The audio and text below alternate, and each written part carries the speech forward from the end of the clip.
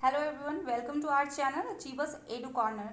जैसा कि आप लोगों को बताया गया था कि आज से हम लोग टेस्ट सीरीज स्टार्ट करने जा रहे हैं। तो आज हम लोगों ने मात्र 10 मिसलेनियस क्वेश्चंस लिया है, ठीक है। और कल से हम लोग सब्जेक्ट वाइज टेस्ट ऑर्गेनाइज करवाने वाले हैं, ओके।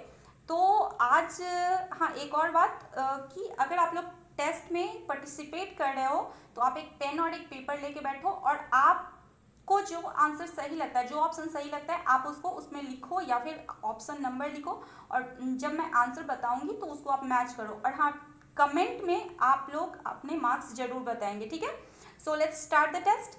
फर्स्ट क्वेश्चन आज का है कि किस अनुच्छेद के तहत राष्ट्रपति को राज्यसभा के लिए 12 सदस्यों को मनोनीत करने का अधिकार दिया गया है।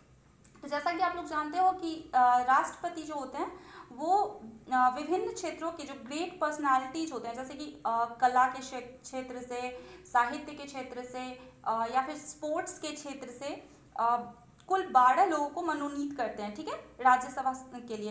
तो आपके ऑप्शंस हैं अनुच्छेद 85, अनुच्छेद 80, अनुच्छेद 82 और अनुच्छेद 88। ओके, तो इसका राइट आंसर है अनुच्छेद 80, ठीक है। नेक्स्ट क्वेश्चन है, क्वेश्चन नंबर 2 इज थल सेना दिवस कब मनाया जाता है। तो जैसा कि आप लोग जीडी और एसआई इन सब एग्जाम्स के लिए प्रिपरेशन कर रहे हो तो ये क्वेश्चन आपके लिए काफ़ी इंपॉर्टेंट है और ये आपको पता भी होना चाहिए, ठीक है।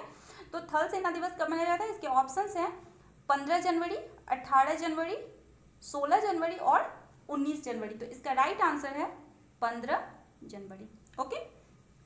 सो next question, question number 3 is Davis cup किस खेल से संबंधित है। ये एक मिसलेनियस क्वेश्चन है, मतलब किसी सब्जेक्ट से रिलेटेड नहीं है, एक कॉमन क्वेश्चन है।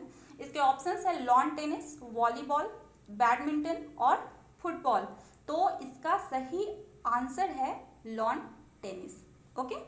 नेक्स्ट क्वेश्चन, महाभारत पर टीका लिखने वाले, तमिल टीका लिखने वाले विद्वान कौन थे। एक और बात, हाँ, जब भक्ति मूवमेंट चल रहा था इंडिया में, भक्ति आंदोलन, उस समय के संत थे, विद्वान थे, उन लोगों ने वेरियस जो बुक्स अवेलेबल थे उनका ट्रांसलेशन करना स्टार्ट किया था। तो इस क्रम में महाभारत का भी तमिल टीका लिखा गया था, ठीक है। तो इस आपके ऑप्शंस हैं तुकाराम, ज्ञानेश्वर, वल्लभाचार्य और रामानुजाचार्य। तो आपका सही आंसर है ज्ञानेश्वर, ठीक है। नेक्स्ट क्वेश्चन, चारों आश्रम व्यवस्था का प्रथम वर्णन किस ग्रंथ में मिलता है, ठीक है। चारों आश्रम व्यवस्था का प्रथम वर्णन किस ग्रंथ में मिलता है। तो आपके ऑप्शंस हैं कठोपनिषद, मुंडकोपनिषद, जाबलोपनिषद एंड ईसोपनिषद। आप लोगों को पता होगा वैदिक एरा या वैदिक पीरियड चैप्टर में आप लोगों ने पढ़ा होगा कि टोटल 4 आश्रम होते हैं। कौन कौन से 4 आश्रम हैं आप कमेंट करके बताइए। तो इसका वर्णन सबसे पहले किस ग्रंथ या किस पुस्तक में मिलती है। तो इसका सही आंसर है जाबलोपनिषद, ठीक है। क्वेश्चन नंबर 6 इज कि प्राथमिक स्तर पर, मतलब प्राइमरी लेवल पर, मातृभाषा में शिक्षा का वर्णन किस अनुच्छेद के तहत किया गया है, यानी कि संविधान में किस अनुच्छेद के तहत यह वर्णन किया गया है कि प्राइमरी लेवल पे मातृभाषा में शिक्षा प्रदान किया जाएगा। ऑप्शंस है अनुच्छेद 350 क, 350 ख, 350 ग और 350 घ।